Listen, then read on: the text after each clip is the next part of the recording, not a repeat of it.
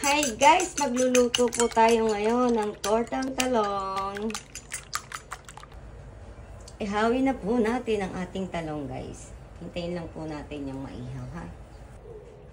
Then, lagyan natin ng bechin.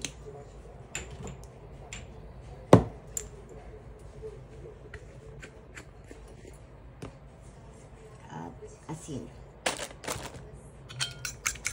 Beat it. Baliktarin po natin siya guys kasi baka matulad ng nakaraan. Imbis na ihaw, naging cremate. Uutin ulit natin siya guys.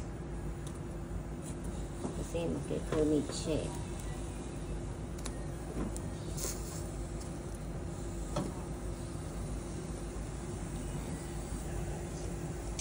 Pag ganyan po guys, pwede na po yan.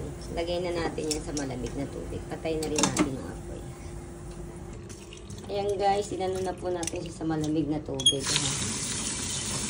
Patay na po natin yung lumamig.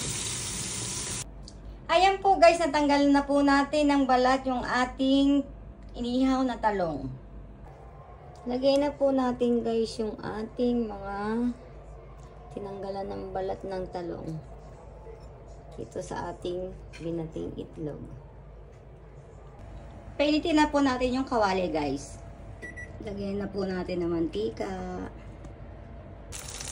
Lagay na po natin yung ating tortang talong. Ayan po guys, nabaliktad na po natin siya.